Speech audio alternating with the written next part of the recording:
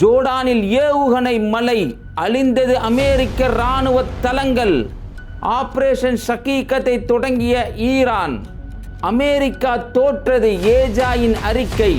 டாக்டில் மிசில்ஸை அறிமுகம் செய்த ஈரான்.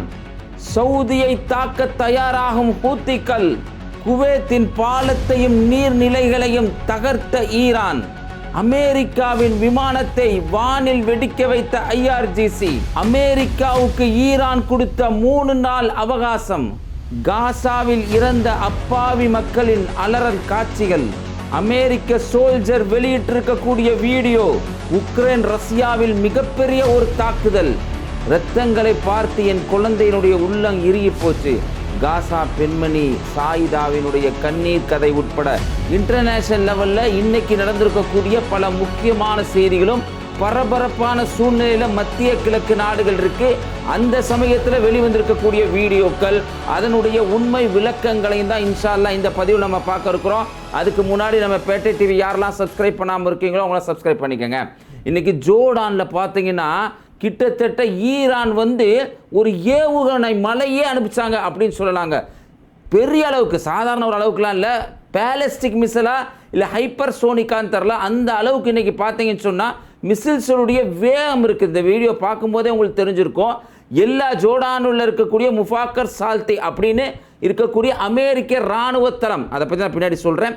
அந்த இடத்துல பார்த்தீங்கன்னு சொன்னால் இந்த ஏவுகணை போகக்கூடிய ஃபோர்ஸை பார்க்கும்போது ஈரான் தொடங்கிட்டாங்க, ஹைப்பர் சோனிக்கு தான் கொண்டு வந்துட்டாங்க அப்படிங்கிற ஒரு பேச்சே போயிருக்கு. ஏன்னா அந்த அளவுக்கு வேகமாக போய் விழக்கூடிய காட்சிகள் இன்றைக்கி பார்த்தீங்கன்னு சொன்னால் ஜோர்டான் வாசிகள் எடுத்து அனுப்புகிறாங்க.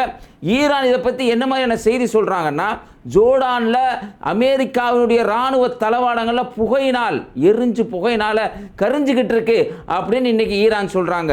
ஈரான் சொல்லக்கூடிய இந்த தகவலில் மறைஞ்சிருக்கக்கூடிய இன்னொரு முக்கியமான விஷயம் என்னன்னு சொன்னால், ஜோர்டானில் இருக்கக்கூடிய முஃபாக்கர் சால்தி ஏற்கனவே சொல்லியிருந்தாலும் மறுபடியும் நம்ம சொல்ல வேண்டிய இடத்துல இருக்கோங்க. ஏன்னா நம்முடைய சப்ஸ்கிரைபர் இறைவனுடைய அருளால் ஏறிக்கிட்டே வர்றாங்க, அதெல்லாம் நம்ம சொல்ல வேண்டிய இடத்துல இருக்கிறோம். முஃபாக்கர் சால்தி அப்படிங்கிறவர் ஒரு இராணுவ அதிகாரியினுடைய பெயருங்க. ஜோர்டான் வாசி, ஜோர்டானுடைய இராணுவ அதிகாரி. 1967 இஸ்ரேலுக்கு எதிராகவும் அமெரிக்கா ஆதரவு கொடுத்த இஸ்ரேலுக்கு எதிராகவும் போராடி நாட்டுக்காக உயிரை விட்ட வீர மரணம் அடைஞ்சவர். அவருடைய பேரில் முஃபாக்கர் சால்தி அப்படின்னு ஒரு விமான நிலையத்தை வச்சு அந்த விமான நிலையத்தில் கொண்டு போய் இன்றைக்கி அமெரிக்கா வச்சுருக்காங்க. ஜோர்டான் எல்லாத்தையும் எடுத்துக்க அப்படின்னு விட்டுட்டாங்க. இராணுவ கட்டமைப்பு மட்டும் அங்கே கட்டப்பட்டிருக்கக்கூடிய இராணுவ கட்டமைப்பு இருக்குல்ல, ஜோர்டானுடைய அந்த அமெரிக்கானுடைய இராணுவத்தினுடைய இன்ஃப்ராஸ்ட்ரக்சர் மட்டும் பார்த்தீங்கன்னு சொன்னால் 5000 கோடி ரூபாய் இருக்கும். அந்த அளவுக்கு முஃபாக்கர் சால்தியில் இன்றைக்கி பார்த்தீங்கன்னு சொன்னால் அமெரிக்கா இன்வெஸ்ட்மெண்ட் பண்ணியிருக்கான். ரொம்ப சர்வசாதாரணமாக இன்றைக்கி ஜோர்டானுடைய பகுதிகளில் இன்றைக்கி ஈரான் அடிச்சிருக்காங்க. அதுலேயும் பார்த்தீங்கன்னா டவர் 22 இந்த பகுதியில் அடிச்சிருக்காங்க அப்படிங்கிற ஒரு செய்தி வருது. நம்ம போன வீடியோவில் பேசியிருந்தபோது நீங்கள் பார்த்துருப்பீங்க 18th வேன்னு சொன்னோம். இதை சொல்லும்போது அதுக்குள்ளே இது 20th வே அப்படின்ட்டாங்க ஈரான். இந்த தகவலோடு சேர்த்து இன்னொரு செய்தியாக அவங்க சொல்கிறாங்க. அதில் கவனிக்க வேண்டிய செய்தி என்னன்னு சொன்னால், இப்போ நாங்கள் தொடங்கியிருக்கக்கூடிய ஆப்ரேஷனுடைய பேர் பார்த்தீங்கன்னா சஈகத்து ஆப்ரேஷன் அப்படின்னு சொல்கிறாங்க. சஈகத்துங்கிறது ஒரு குரான் வசனங்க. இந்த சஈகத்து அப்படிங்கிறதுக்கு என்ன அர்த்தம்னா, அதாவது மிகப்பெரிய ஒரு தாக்குதல் அப்படின்னு அர்த்தம்.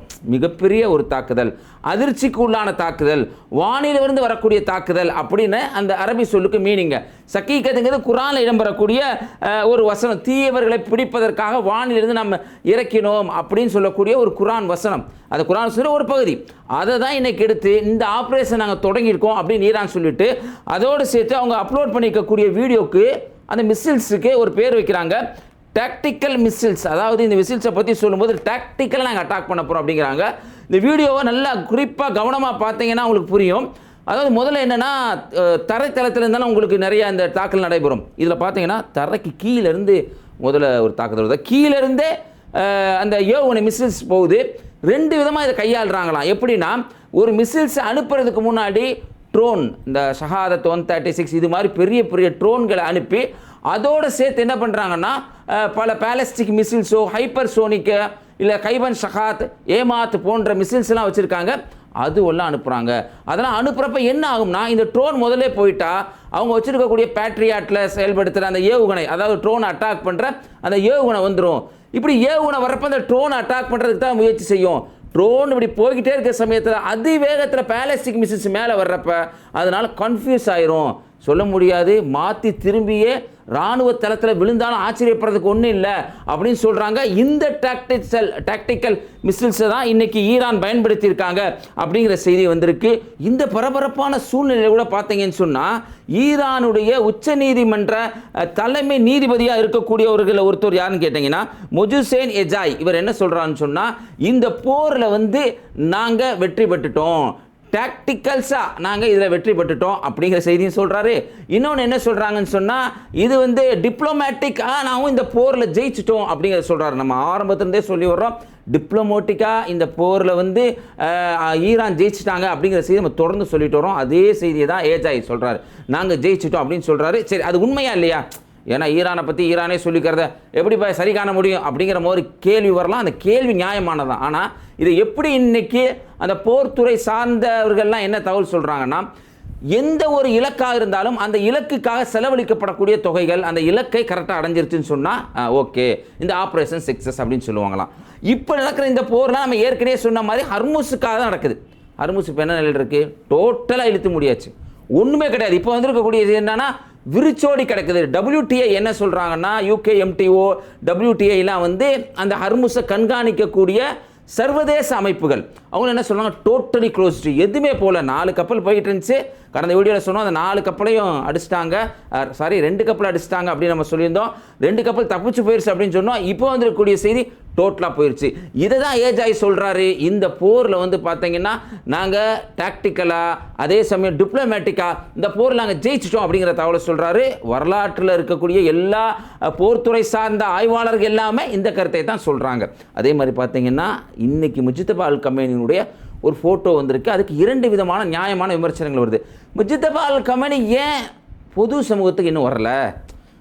பிப்ரவரி 28 தாக்குதல் நடத்தி இன்னும் பல நாட்கள் ஆகிப்போச்சு, கிட்டத்தட்ட ஒரு 3 months ஆக போது, ஏன்ப்பா இன்னும் வரல அப்படிங்கிற மாதிரியான கேள்வி பொதுவாக ஈரானிய மக்கள்கிட்ட இருக்கும். அதை நம்ம மறுக்க முடியாது. அதுக்கு IRGC சொல்லக்கூடிய தகவல் என்னன்னா, போர் முடிகிற வரைக்கும் முஜ்தபா அல் கமேனி பொது சமூகத்துக்கு வரமாட்டார், உள்ளே வரமாட்டார் அப்படிங்கிற மாதிரி தகவல் சொல்லியிருக்காங்க. இது 2 மாதிரி பார்ப்பாங்க. எப்படின்னு சொன்னால், ஏன் வர வேண்டியதானங்க, என்னதான் இருந்தாலும் என்ன, மக்களுடைய உயிரோட இந்த உயிர் முக்கியமா அப்படின்னு சொல்லி வெகுஜன மக்கள் புரிஞ்சுக்குவாங்க. ஆனால் அது உண்மை இல்லை. IRGC சொல்கிறதான் கரெக்ட். ஏன்னா முஜ்தபா அல் கமேனியை தான் அவங்க அவங்களுடைய நம்பிக்கையின் பிரகாரம், சியாக்களுடைய நம்பிக்கை பிரகாரம் பையத் பண்ணி மிகப்பெரிய ஒரு தலைவராக எடுத்திருக்கிறாங்க. அந்த தலைவர் மீது அடுத்த கட்ட ஒரு தாக்குதல் நடந்தாலோ இல்லை அவர் தாக்குதலுக்கு உள்ளாக இருக்கக்கூடிய அந்த காட்சிகளை பார்க்குறப்போ அவங்களுக்கு என்ன மென்டலியாக ஒரு பாதிப்பு வர்றதுக்கு வாய்ப்பு இருக்குது. அதனால தான் இன்றைக்கி முஜ்தபா அல் கமேனி வெளியில் வராமல் இருக்காரு அப்படிங்கிற செய்தியும் இன்றைக்கி IRGC சொல்லியிருக்கிறாங்க. இதுக்கெல்லாம் பார்த்தீங்கன்னு சொன்னால் அடுத்து வந்திருக்கக்கூடிய இன்னொரு தகவல் என்னன்னு சொன்னால், ஹூத்திகள் தரப்புலேருந்து ஒரு செய்தியை சொல்கிறாங்க. ஏற்கனவே விமானம் சார்ந்த தகவல் இல்லை. ஏன்னா கடந்த 3ஆம் தேதி ஒரு விமானத்தை மகான் அப்படிங்கிற ஒரு விமானத்தை எடுத்துக்கிட்டு ஈரானில் போய் ஆயத்துல்லா அல் கமேனி ஊர்வலத்தில் கலந்துக்கிட்டு மறுபடியும் இந்த ஹூத்திகளுடைய விமான் சனா அந்த தலைநகரத்துக்கு ஏர்போர்ட் வேலை இறங்க போகும்போது சவுதிக்காரங்க போய் குண்டை போட்டாங்க. அதை ஒட்டி பிரச்சனை நடந்துச்சு. சவுதியில் இருக்கக்கூடிய அபா அப்படிங்கிற விமான நிலையத்தை தாக்குனாங்க. இந்த பிரச்சனை தனி, இதை பற்றி நம்ம தனியாக பேசியிருக்கோம். ஆனால் ஹூத்திகள் இப்போ சொல்கிறது என்னென்னா, தொடர்ந்து ஈரானுடைய பல பகுதிகளை அட்டாக் பண்ணவொன்னு இதை சொல்கிறாங்க. அவங்க என்ன சொல்கிறாங்க அப்படிங்கிறதுக்கு முன்னாடி ஈரானில் என்னென்ன ஏற்பட்டிருக்குன்னு சொல்கிறேன். அப்போ தான் உங்களுக்கு அந்த கனெக்டிவிட்டி புரியும். அதாவது பார்த்தீங்கன்னா பந்தர் அப்பாஸ் அப்படின்னு சொல்கிற இடம் உங்களுக்கு தெரிஞ்சிருக்கும். இந்த பகுதியில் தான் பொதுவாக இந்த வளைகுடா நாடுகளில் இருக்கக்கூடிய அமெரிக்க இராணுவ இடங்களை தாக்குறதுக்கு இங்கே இருந்து தான் ஆயுதங்கள்லாம் போகும். பந்தர் அப்பாஸ்லேருந்து இந்த பந்தர் அப்பாஸுக்கு போகிறதுக்கு பல பிரிட்ஜ் வே இருக்குது. அந்த வேலை நாங்கள் அடிச்சிட்டோம் அப்படின்னு சொல்கிறாங்க. ஈரானுமே அந்த நியூஸ் அடிச்சிட்டாங்க அப்படின்னு போட்டுட்டு, அதே சமயம் அந்த வீடியோ பாருங்கள், உங்களுக்கு தெரியும், உடனே போய் அங்கே நின்று அந்த இடத்த சரி பண்ணி பிரிட்ஜ் இல்லாட்டியும் பரவாயில்ல, ஒரு கரடு முரடான பாதையாக இருந்தாலும் பரவாயில்ல, நான் சரி ஒரு வேவும் ஏற்படுத்தியிருக்காங்க ஈரான் அப்படிங்கிற செய்தியும் வந்திருக்கு. அதே மாதிரி பார்த்தீங்கன்னா புஷ்கர், அதாவது இந்த புஷ்கர் அணுமின் நிலையம் ரோஸ்டோம் அப்படின்னு சொல்கிற ரஷ்யாவுக்கு சொந்தமான ஒரு அணுமின் நிலையம். இந்த இடத்துல தாக்குதல் நடத்தப்பட்டிருக்கு அப்படிங்கிற செய்தி வருது. அதே மாதிரி இப்போ சொல்லியிருக்கக்கூடிய தகவல் மெஹர் நியூஸ், ஈரானுடைய மெஹர் நியூஸ் என்ன சொல்கிறாங்கன்னா, ரூடன் ரோடு அப்படின்னு சொல்லி சவுத்து, அதாவது தெற்கில் இருக்கக்கூடிய ஈரானிய ரோடுவே மிக முக்கியமானது. இந்த பகுதியில் இன்றைக்கி அடிச்சிருக்காங்க. யார்? அமெரிக்கா அடிச்சிருக்காங்க. சுருக்கமாக உங்களுக்கு சொல்கிறதா இருந்தால் ஈரானுடைய பல பகுதிகள், உள்கட்டமைப்பு, அதே மாதிரி இன்னொரு நீர்நிலை கராஸ் அப்படிங்கிற ஒரு நீர்நிலை, அந்த நீர் அராக்கு, கராஸ் இதெல்லாம் அவங்களுடைய முக்கியமான நீர்நிலை, போஞ்சே இதெல்லாம் முக்கியமான நீர்நிலை. இந்த நீர்நிலைகள் மக்களுக்கு தண்ணி பயன்படுறதுக்காக இருக்கக்கூடிய இடம், அந்த இடத்த அடிச்சிட்டாங்க. சுருக்கமாக உங்களுக்கு செய்தி சொல்கிறாங்க, ஈரானுடைய பல உள்கட்டமைப்பு தாக்குதல் நடத்தப்படுது. ஈரான் பதிலுக்கு என்ன பண்ணுறாங்கன்னா, ஹூத்திகளிடம் அவங்கள தயாராங்க அப்படின்னு சொன்ன உடனே ஹூத்திகள் என்ன சொல்கிறாங்கன்னா லிஸ்ட் அவுட் பண்ணிட்டாங்க. அதாவது என்னென்னா, சவுதியில் இருக்கக்கூடிய அபாய்க் ஆயில் ப்ராசஸிங் ஃபெசிலிட்டி இதை தாக்க போகிறோம். அதுக்கப்புறம் பார்த்தீங்க ஜீசான் ஆயில் ஃபெசிலிட்டி இதை தாக்க போகிறோம். ஈஸ்ட் வெஸ்ட் பைப் லைன் இதை தாக்க போகிறோம். ஆயில் ரெஃபைனரி ஃபெசிலிட்டிஸில் எங்கெங்கெல்லாம் என்னென்னலாம் இருக்கோ அதை எல்லாத்தையும் நாங்கள் தாக்க போகிறோம்னு சொல்லி எல்லாத்தையும் லிஸ்ட் அவுட் பண்ணிவிட்டு அவங்க சொல்கிறாங்க, இந்த ஆயில் ரெஃபைனரியை நாங்கள் தாக்குனோம்னா எவ்வளோ இழப்பு ஏற்படுன்னு பார்த்துக்கிங்கன்னு சொல்லி சொல்கிறாங்க. கம்மி தாங்க. எந்த அளவுக்குனா, சவுதிக்கு எவ்வளோ பாதிப்பு ஏற்படும்னா 1,92,000 கோடி ரூபாய் பாதிப்பு ஏற்படும். 1,92,000 கோடி ரூபாய் பாதிப்பு சவுதிக்கு ஏற்படுறதுக்கான வாய்ப்பு இருக்குது. சவுதிக்கு மட்டும் இல்லை, இப்படி ஒரு ஆயில் ரெஃபைனரியை தாக்குனா அதனுடைய அந்த உற்பத்தி வீதம் குறையுங்க, அதனுடைய கண்டினியூட்டி குறையும். கண்டினியூட்டி குறைஞ்சிச்சுன்னா நம்மளுக்குமே பிளாஸ்டிக் சார்ந்த பொருள் இல்லை, உணவுப் பொருட்கள் உட்பட எல்லாமே விலை ஏறும் அப்படிங்கிறது தான் உண்மை. இதுக்கெல்லாம் பாருங்கள் எப்படி ஒரு வேலையை செஞ்சுட்டு கமுக்கமாக உட்காந்துருக்கான் பாருங்கள் அந்த ஷைத்தான். இஸ்ரேலு கமுக்கம் ஒரு வேலை செய்கிறான். காசாவில் இருந்து இன்றைக்கி பல வீடியோக்கள் வருது. எல்லா வீடியோக்களையும் காட்ட முடியுமான்னு எங்களுக்கு தெரியல. இப்போ கூட நான் ஒரு ஃபயாஸ் அவங்ககிட்ட கேட்டுட்டு இருந்தேன், இதை காட்ட முடியுமாங்க அப்படின்னு சொல்லி கேட்டுட்டு இருந்தேன். பாய் பார்க்கவே ரொம்ப இதாக இருக்கே பாய், இதெல்லாம் காட்டினா ஏதாவது நம்மளை டோட்டல் வீடியோ ரிமூவ் பண்ணி விடுவாங்களே பாய் அப்படிங்கிற மாதிரி சொன்னாப்புல. இருந்தாலும் இந்த வீடியோ காட்டுறதுக்கு நாங்கள் முயற்சி செய்கிறோம் இன்ஷா அல்லாஹ். ஒரு ரோடு முழுவதும் ரத்தங்க. அதை எப்படி பதிவு பண்ணுறாங்கன்னா, அங்கே இருக்கக்கூடிய காசாவாசிகளுடைய ஜேர்னலிஸ்ட் எப்படி பதிவு பண்ணுறாங்கன்னா, காசா மக்களுடைய ரத்தம் ரோடை நினைத்தது அப்படின்னு சொல்கிறாங்க. அந்த அளவுக்கு இன்றைக்கி காசாவில் மக்கள் கொண்டுகிட்டு இருக்கான் இஸ்ரேல் தனியாக சைலண்ட்டாக அப்படிங்கிறது ஒரு தகவல். அதோடு சேர்த்து இன்னொரு தகவலை பாருங்கள். இஸ்ரேலுக்கு என்ன இருந்துச்சுன்னா, எப்படியாவது அரபுல நாடுகளை மோத விடணும் அப்படின்னு என்ன இருந்துச்சு, கிட்டத்தட்ட அதை செய்யக்கூடிய இடத்துக்கு வந்துட்டான் அப்படிங்கிறது தான் புரியுது. இந்த போர் நிறுத்த ஒப்பந்தத்தை தொடர்ந்து குலைக்கிறதுக்கான, அதை எப்படியாவது நாசப்படுத்துறதுக்கான வேலை ஈடுபட்டுக்கிறதுன்னு தான் நெத்தனியா அவங்களுக்கு எல்லாம் தெரியும். இது ஜேடி வான்ஸுமே சொல்லியிருந்தார். சமீபத்தில் நடந்திருக்கக்கூடிய தாக்குதலோடு இதை இணைச்சு பாருங்கள், உங்களுக்கு புரியும். சமீபத்தில் நடந்திருக்க தாக்குதல் என்னன்னா, குவைத்தில் இருக்கக்கூடிய நீர்நிலைகளை இன்றைக்கி ஈரான் அட்டாக் பண்ணியிருக்காங்க. அது மட்டும் இல்லாமல் அங்கே பவர் பிளானட், அதாவது மக்களுக்கு போகக்கூடிய பவர் சப்ளை இருக்குல்ல, அதை அட்டாக் பண்ணியிருக்காங்க. குவைத்து வாசிகள் குடிக்கக்கூடிய தண்ணீர், அதாவது அவங்க உப்பு தண்ணியை தான் நல்ல தண்ணி ஆக்கி குடிப்பாங்க போல், அந்த பகுதியில் அட்டாக் பண்ணி கொஞ்ச நேரத்துக்கு இதை இடைநிறுத்த வேண்டிய அவசியம் ஏற்பட்டிருக்கு அப்படின்னு சொல்லி சொல்கிறாங்க. சில இடங்களில் பத்தி எறியக்கூடிய நிலைகள் ஏற்பட்டிருக்கு அப்படின்னு சொல்லி இன்றைக்கி குவைத் சொல்லிக்கிட்டு இருக்காங்க. இப்போ நெத்தனியா என்ன நினச்சா, எப்படியாவது ஆளுகளை வச்சு, ஜேடி வான்ஸ் என்ன சொன்னார்னா, நிறைய இஸ்ரேல் பணம் செலவழிச்சாங்க இந்த ஒப்பந்தத்தை சீர்குலைக்கிறதுக்காக, அதில் ஒரு கட்டத்தை நிறைவேற்றிட்டானோ அப்படின்னு எண்ணக்கூடிய அளவுக்கு இன்றைக்கி குவைத்தில் தாக்குதல் நடத்தப்படுது. குவைத்தில் தாக்குதல் நடத்துறதுக்கு நெத்தனியாவுக்கு இருந்த ஆசை என்னென்னா, அரபுல நாடுகள் மோதிக்கொள்ளணும், சண்டை போட்டுக்கணும்னு, அதை ஒரு பகுதியை செஞ்சுட்டானோ அப்படின்னு எல்லாரும் அதை நினச்சி பேசிக்கிட்டு இருக்காங்க அப்படிங்கிறதும் தகவல்களில் முக்கியமானது. ஆயில் இவ்வளோ பெரிய ஷார்ட்டேஜில் இருக்கிறப்ப இந்த உக்ரைனில் இருக்கான்ல ஜெலன்ஸ்கின்னு ஒரு டம்மி பீஸு, காமெடி பீஸு, ஏன்னா இவனை ஏன் அப்படி சொல்கிறோம்னா, நம்மளுக்கு என்ன வாக்கியா தகராறா, இந்த பிரச்சனையும் கிடையாது. ஒவ்வொரு முறையும் காசாவில் போர் நிறுத்தம் வரணும்னு ஐநா சொல்லும்போது நான் போர் நிறுத்தம்லாம் வேணாம் அப்படின்னு சொன்னவன் தான் இந்த குட்டி சைத்தான். இந்த குட்டி சைத்தான் இன்றைக்கி என்ன பண்ணியிருக்கான்னு சொன்னால், மாஸ்கோவுடைய பல பகுதிகளில் தாக்குதல் நடத்தியிருக்கான். டாம்போவ் அப்படின்னு சொல்கிற ஒரு பகுதியில் மக்கள் மீது தாக்குதல் விழுந்து ரஷ்யாவில் 7 பேர் இறந்து போயிருக்காங்க. தொடர்ந்து இன்றைக்கி என்ன பண்ணுறான்னு சொன்னால், ஜெலன்ஸ்கி ரஷ்யாவுடைய ஆயில் ரெஃபைனரி பகுதிகள், அதாவது அந்த ஆயிலை சுத்திகரிப்பு பகுதியில் அடித்து அவங்களுக்கு பொருளாதாரத்தை ஏற்படுத்தணும் அப்படின்னு செயல்பட்டுக்கிட்டு இருக்கான். இதனால் உலகத்தளவில் மக்கள் பாதிக்கப்படக்கூடிய நிலை ஏற்பட்டிருக்கு. இப்போ நடந்த இந்த தாக்குதல், உக்ரைனுடைய தாக்குதல் மிகப்பெரிய ஒரு தாக்குதலாக பேசப்பட்டுக்கிட்டு இருக்கு. பாருங்களேன், ஒவ்வொரு நாடும் தாக்கிக்கிட்டு இருக்காங்க. மக்கள் எவ்வளோ பேர் பாதிப்படைகிறாங்க, அவங்களுக்குலாம் எப்படி ஹெல்ப் பண்ணுவோம் அப்படிங்கிறது எந்த மோசமான ஆட்சியாளருக்கு என்ன இல்லைங்க, எவனுக்குமே எல்லாம் கிடையாது. இப்போ சொல்கிறாங்க வெனிசுலாவில் 4930 பேர் இறந்து போயிட்டாங்க. ஏற்கனவே நிலநடுக்கம் நடந்துச்சுல, அந்த நிலநடுக்கத்தை ஒட்டி அவங்களுடைய டெத்து ஒவ்வொரு நாள் எடுத்துக்கிட்டே இருக்காங்க. 4930 பேர் இறந்து போயிட்டாங்க.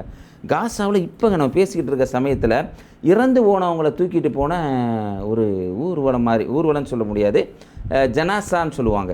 ஜனாசா பின்னாடி போனவங்க மேலே குண்டை போட்டிருக்காங்க. அதில் கிட்டத்தட்ட 7 பேர் இறந்து போயிருக்கிறாங்க. வியட்நாமில் பார்த்தீங்கன்னு சொன்னால் வெள்ளம் ஏற்பட்டு ஒரு 4 பேர் இறந்து போயிருக்கிறாங்க. இப்படி மக்கள் இறந்து போயிட்டு இருக்க எந்த விஷயங்களையும் ஆட்சியாளர் கண்டுகொள்ளாமல் எப்படியாவது ஒரு நாட்டை ஆட்டையை போடலான்னு சொல்லி அங்கே போய் தாக்குதல் நடத்தக்கூடியவர்களாக தானே பெரும்பாலான மோசமான ஆட்சியாளர் இருக்காங்க அப்படிங்கிறதையும் நம்ம தெரிஞ்சுக்கணும். வீடியோக்களுடைய கடைசி பகுதியில் காசா மக்களுடைய கண்ணீர் கதையை சொல்லிட்டு வர்றோம். தன்னுடைய குழந்தைகள் இறந்து போன மனிதர்களுடைய சடலங்களையும் அவங்களுடைய ரத்தங்களையும் பார்த்தனால என் குழந்தைகளுக்கு வந்து பார்த்தீங்கன்னா நெஞ்சை இறுகி போச்சுங்க அப்படின்னு சொல்கிற மாதிரி பாதிப்புக்குள்ளான சாயிதா அப்படிங்கிற ஒரு குடும்பத்தை சேர்ந்தவங்களுடைய கண்ணீர் கதைங்க. எந்த அளவுக்குன்னு சொன்னால் இவங்க ஒரு நிறை மாத கர்ப்பிணி. இவங்களுக்கு 5 குழந்தைகள். இவங்க தங்கி இருக்கக்கூடிய வீட்டின் மீது தாக்குதல் நடத்தப்படுது. தாக்குதல் நடத்தப்பட்டால் வெளியில் வந்து தெருவோரமாக கர்ப்பிணியாக பல நாட்கள் கர்ப்பிணியாகவே தன்னுடைய வாழ்க்கையை கழிக்கிறாங்க. கொஞ்சம் தூரத்திலேயே தான் வீடு பார்க்குற மாதிரி கிட்டத்தட்ட ஒரு 500 மீட்டர்லேயே பார்க்குற மாதிரியே தன்னுடைய தகப்பனாருடைய வீடு இருக்குது. சாயிதா சொல்கிறாங்க, என்னுடைய தகப்பனார் வீடு நான் பார்த்துக்கிட்டு இருக்க அந்த சமயத்திலேயே இஸ்ரேல் குண்டு போட்டான். என் குடும்பத்தில் இருந்த என்னுடைய தாய், என்னுடைய தந்தை, என்னுடைய சகோதரருடைய மனைவி கர்ப்பமாக இருந்தாங்க. அவங்களுக்கு பிறந்த ஒரு 3 குழந்தைங்க, என்னுடைய மாமா, இப்படி 28 பேர் அந்த ஸ்பாட்டில் இறந்து போனாங்க. 500 மீட்டரில் இருந்து கூட இஸ்ரேல் போய் எங்களை பார்க்க விடலை. பார்க்கவும் போகவும் முடியலை. எங்களால் அவ்வளோ துன்பத்தை அனுபவித்த நான் ஒரு கட்டத்தில் இங்கே இருந்தால் என்னுடைய உயிரை பாதுகாக்க முடியாது அப்படின்னு சொல்லிட்டு நான் தெற்கு பக்கம் நான் போயிட்டேன். வடக்கு பக்கத்துலேருந்து தெற்கு பக்கத்தில் போய் என்னுடைய வாழ்க்கையை கழித்தேன். பல சாப்பாடு இல்லாத பல சிரமமான சூழ்நிலையில் கூட எப்படியோ ஒரு குழந்தையை பெற்றெடுத்தேன். நான் வலி வேதனைக்கு மத்தியில் ஒரு குழந்தையை பெற்றெடுத்தேன். என்னுடைய கணவரோ என்னையும் பராமரிக்க, அவங்களுடைய குடும்பத்தை கணவருடைய தாயும் பராமரிக்கக்கூடிய அந்த வேலையில் ஈடுபட்டிருந்தார். ஒரு நாள் அவங்க சொல்கிறாங்க, ஜூலை 27, 2024 அன்னைக்கு ஒரு நாள் என் பையன் 5 குழந்தை, ஒரு பையன் வந்து சின்ன வயசு 6 வயசு அந்த பையனுக்கு வந்துக்கிறம்மா ஐஸ்கிரீம் வாங்கி கொடுங்கம்மா. ஐஸ்கிரீம் வாங்குறதுக்காக நான் அந்த பையனை தனியாக அனுப்ப எனக்கு பயமாக இருந்துச்சு.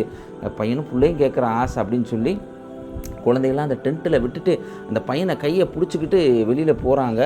போனதுக்கப்புறம் கொஞ்ச நேரத்துலேயே அவங்க இருந்த அந்த டென்ட்டில் அந்த கேம்பில் குண்டை போட்டாங்க. இவங்க சொல்கிறாங்க, அந்த இடத்துக்கு நான் போன உடனே என் குழந்தைகளை தேடி நான் வேகமாக டென்ட்டுக்குள்ளே உள்ளே போயிட்டேன். போய் பார்த்தா இறைவனுடைய அருள், என் குழந்தைகளுக்கு சின்ன சின்ன காயங்களோடு என்னுடைய குழந்தைகள்லாம் உயிரோடு தான் இருந்தாங்க. என் ஒரு குழந்தைய சின்ன குழந்தைய தூக்கிட்டேன், இன்னொரு குழந்தைய கையில் பிடிச்சிக்கிட்டேன், வேகமாக வெளியே நடந்து வந்தேன். வர்ற ஒவ்வொரு இடங்களும் ரத்தமும், மனிதர்களுடைய கை, மனிதர்களுடைய கால், சின்ன பிள்ளைகளுடைய தலை இப்படியெல்லாம் இருந்துச்சு.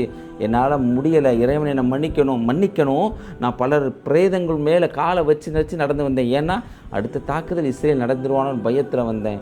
இப்படி வந்த இந்த காட்சிகளை பார்த்த என்னுடைய குழந்தைகள் இரவு நேரங்களில் ஏதாவது ட்ரோன் சத்தம், விமான சத்தம் வந்தால் உடனே படபடத்து போயிடுறாங்க. ஒவ்வொரு குழந்தைகளுடைய உள்ளத்துலேயும், காசாவாசியுடைய குழந்தையுடைய உள்ளத்துலையும் என்ன இருக்குதா, எப்படின்னா நம்ம இறந்து போயிடுவோம், நம்மளும் அதே மாதிரி தான் இறந்து போவோம் அப்படிங்கிற ஒரு எண்ணம் இருக்குது. என்னுடைய குழந்தைங்க இந்த சவுண்டை கேட்டாவே அலறுதுங்க. இறுக்கமான சூழ்நிலை குழந்தைகள் வாழுது. நம்மளும் தாக்கப்பட்டு கொல்லப்படுவோம் அப்படிங்கிற எண்ணத்தில் தான் ஒரு குழந்தை இருக்குது. ஆனால் அதை வெளியில் அந்த குழந்தைய சொல்கிறது இல்லை அப்படின்னு சொல்லிட்டு நிம்மதியான ஒரு வாழ்க்கை வாழணும் அப்படின்னு சொல்கிறாங்க. அதே சமயம் என்னுடைய குழந்தைகள் ரத்தத்தை பார்த்தனால அவருடைய உள்ளங்களே இறுகி போன சூழ்நிலையில் இருக்குது. உலகத்தில் எல்லா குழந்தைகளும் எப்படி நிம்மதியாக வாழணும்னு நினைப்பாங்களோ அது மாதிரி என்னுடைய குழந்தைகள் நிம்மதியாக வாழணும் அப்படிங்கிற ஒரு விஷயத்தை அவங்களுடைய பேட்டியில் அவங்க தெரியப்படுத்தியிருக்காங்க. உண்மையிலே அவங்களுக்கு இறைவன் இந்த உலகத்தில் இல்லைனாலும் மறுமையில் நல்லதொரு வாழ்க்கையை அவங்களுடைய குடும்பத்தோடு இருக்கிற ஒரு பாக்கியத்தை இறைவன் கொடுக்கணும் அப்படின்னு மறந்துடாமல் துவா செய்யுங்க. இந்த வீடியோ பற்றி உங்களுடைய கருத்தை கமெண்ட்டில் பதிவு செய்யுங்க. மறந்துடாமல் இந்த வீடியோ நண்பருக்கு ஷேர் செய்யுங்க. தொடர்ந்து இணைந்திருப்போம். அஸ்ஸலாமு அலைக்கும்.